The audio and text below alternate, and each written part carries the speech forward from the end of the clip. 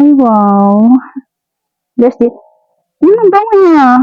Sobrang bango pala nito, mga mi. Bababad natin siya ng 15 minutes. Natin, mga mi. Yes, mga mi, welcome back to my channel. Today's videos, ito pinaghandaan ko tong video na to. Kasi meron akong gustong itry. Ito yung pinakabago ng Glow 21. Kung nakapanood niyo yung aking video kay Glow 21, yung sunscreen nila, ito siya kung hindi niyo pa yung napapanood. Ito, ititry natin itong hair removal cream ng Glow 21. Tapos, ito meron siyang pa-freebies. Ngayon ko palang siya bubuksan. Ilalagay ko yung link ng TikTok kung sino siyang itry at saka sa Shopee niya sa aking description box. I-check nyo na lang mga mi. Gusto ko siyang itry kasi alam niyo naman ako, tamad ako magbunot ng kilikili at saka minsan, pag nagbubunot ako ng kilikili ko, so ayun na, pinahaba ko na siya. O, diba? Mahaba na siya. 1 month ko yung pinahaba. Try dahil hindi ka raw makakaranas ng sakit dito. Baka hindi pa kayo nakapag-subscribe, mag-subscribe na kayo mga mi. At huwag niyo kalimutan i-click yung notification bell para ma-update kayo palagi sa mga videos na i-upload ko dito sa aking YouTube channel. Mga content ko ay about sa skincare routine, pampaputi, beauty product, ganun. Ganito lang siya nung dumating, hindi siya nakakahon. Ang alam ko, ano to, ang presyo pala nito is 130 pesos ko siya nabili. Is free shipping na siya, mga mi. So, pakita ko lang siya. Meron siyang spatula. Hindi ko alam kung spatula talaga yung tawag dito. Basta napanood ko din sa spatula.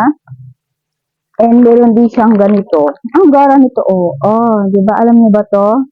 Ngayon lang ako nakaano ng ganito. Alam ko, napapanood ko na to dun sa sa Japan. Yung tissue na pag binabad mo dun sa malamig na tubig, nagiging tissue siya. Hindi ba parang candy? Ayan o, hindi siya candy. Tissue siya mga mi. Meron tayong tatlong ganyan. Matagal nyo na itong gagamitin mga mi. Hair removal cream, silky smooth skin, refreshing peel. Meron itong 60 grams. So malaki na siya guys. Hindi lang pala to sa buhok ng kilikili niyo siya pwedeng gamitin. Lahat ng meron kayong buhok sa katawan niyo pwedeng niyo siyang gamitin. Kahit din sa private part niyo pwedeng niyo siyang gamitin. Yun yung sabi at saka hindi daw siya masakit. So, tingnan natin. Tapos ito yung moisturizer. Pagkatapos natin tanggalin yung ating mga buhok, kahit saan buhok, ipapahid natin to. Tapos, ganito lang siya oh. Nasisimulan na natin mga. So, ito gagamitin ko to. Gamitin na natin siya ng kabongga-bongga. Ay, wow. Just it. Ang bango niya. Sobrang bango pala nito, mga mi. Ay, ang bango. Dito muna ilalagyan ko. Kasi, baka mamaya, ulitin ko pa itong video na ito. Baka mamaya hindi ko magustuhan yung video ko. So, wala na akong tatanggalin. Pag nagkataon, wala na akong tatanggalin. Hindi na ako makakapag-vlog. Hindi ko na muulit yung vlog ko. So, ganyan lang. Papahidan mo lang siya. Pwede mo siyang kapalan. So, ganyan. Ganyan siya mga mi. O, diba? Ganun lang kasimple. Sa mga tamad magmunot ng kilikili, at kung ayaw nyong magkaroon ng chicken skin kilikili nyo, guys, try nyo to. Si Glow 21. So, ganyan lang. Hindi naman ganun ka ano yung aking saka pa yung aking buhok sa kilikili. At ito, huwag nyo nang pansinin, hindi yan dumi, hindi yan uling, birthmark yan. So, ayan. Guys, ito pala, ito mga mami, ibababad natin siya ng 15 minutes, tapos, babalikan ko kayo, at saka tayo ulit magchicikahan. Tapos na yung 15 minutes na pagpababad dito sa ating kilikili. Alam niyo ba, habang binababad ko to ng 15 minutes, kumuha ako ng lime. Yan lang naman yung lime sa tanim namin. Ang dami niya kasing bunga, kaya naisipan ko habang binababad ko siya, ay kumuha muna ako ng lime. So, masarap yun sa mga inihaw-inihaw. So, ayan, as you can see, mga may nakikita niyo parang patay. Parang patay na siya. Oh, ang bongga. Parang matatanggal na nga siya. Oh. So, let's go. Tanggalin na natin. So, itong gagamitin natin yung spatula. Sabi, ganito daw eh. So, hindi ko na gagamitin yung yung tissue na candy. Ito na yung gagamitin natin. So, feeling ko matatanggal na siya. Oh. Pero napansin ko sa kanya, mga hindi siya mahapde. Yung feeling ko yung parang mainit siya ng konti. Konting-konti lang naman, hindi siya sobrang mainit. Basta yun ang napipil ko. So, yan, tanggalin na natin mga mi.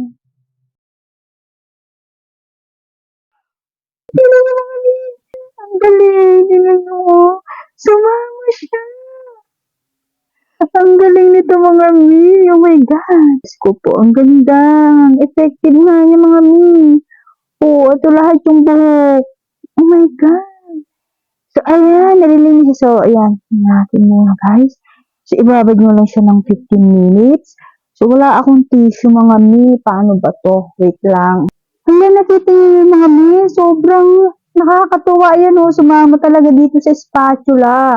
So, tingnan natin, tanggalin natin. Nakakatuwa ito. Walang kahirap-hirap mga mi. I-try nyo na din to. Bumili na din kayo. Wait lang. Pero may mga natira-tira pa. Alam nyo, ako kasi meron akong chicken skin. So, malaki yung chicken skin natin. So, ayan. So, wala na. O, diba? Isang ganun lang walang sakit talaga, guys. Sobrang, hindi ka talaga masasaktan. Yung isang, ito hindi ko muna tatanggalin. Papanoorin ko muna tong aking video na to. Kung magugustuhan ko yung record ko.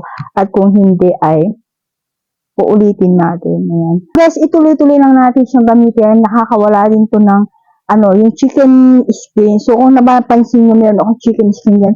Meron pang konti. Alam nyo kasi ako, sobrang tamad ko talaga as in. Inuulit ko, sobrang tamad ako magbunot ng kilikili.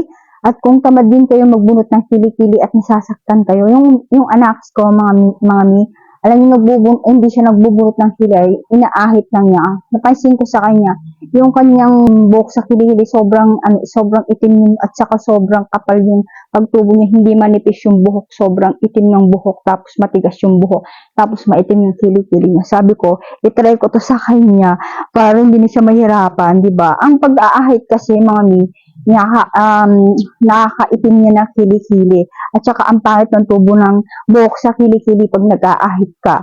Hindi ka na masasagtan. May mga kunting-kunti lang siyang natira. Pero okay na. Okay na siya. Hindi na kayo mahihirapan magbunot-bunot. Hindi na kayo masasaktan. Ako kasi sobrang, pag nagbunot ako, medyo nahihilo pa ako. Kasi pag gumaganon ako, medyo nag-aano yung ulo ko, sumasakit yung ulo ko. Siyempre pag ganun mo, di ba hindi mo siya makita lahat? Buti na lang nakita ko tong product na to sa TikTok at alam niyo naman si Glue 21 may pasabog talagang effective talaga siya. Maganda talaga ang product ng Glue 21. So Glue 21, baka naman tulong siya na makaputi ng kilikili. Ito yung pampalambot ng kilikili, lagay natin. Hindi ko pa siya nabubuksan. Kunwari, ayaw niyo ng mga balahibo dyan sa binti nyo, pwede niyo siyang gamitin. Hindi kayo masasaktan. Diba? Hindi siya namula mga sis, hindi siya masakit. Lagay ko yun sa aking description box. Yung TikTok shop ko, hanapin nyo dyan itong Siglo 21 hair removal, makikita nyo dyan, 130 pesos lang. Ngayon siguro, may time na napakamura niya, nagsisale talaga siya, nasa 129 or nasa 117, kung hindi ako nagkakamali mga mi, ganun yung presyo niya pag nag-sales talaga itong Siglo 21. Ay, wait lang. Ayun yung sabi ko. Pagatin na lang natin para So guys, don't forget, pagka nagtanggal kayo ng balahibo using Glue 21, huwag natin kalimutan ilagay itong moisturizer para para pumuti yung kilikili natin, of course. Ay, ayaw yung magtatanggal. Yan, lalagyan natin. Yung amoy niya parang, alam mo yun, hindi siya mabaho. Yung amoy niya parang naamoy ko na tinunod pa reband ako, guys. Ganun yung amoy niya, yung bababa din sa buhok mo. So, yan. So, ganyan, napaka-smooth niya. Moisturize talaga yung kilikili nyo. So, ayun guys, yung ating video for today. Sana nagustuhan nyo yung ating vlog for today. Bumili na kayo, itry nyo na ito mga mi, lalo na sa mga mabilis tubuin ng mga balahibo, o kung nag-aahit ka man dyan sa private part mo, pwede mo siyang gamitin. Pero ako hindi ko pa siya na-try. Nakita ko lang sa mga videos. Pero okay siya. At hindi nyo na kailangan pang magpa-wax. And please don't forget to subscribe and like this video.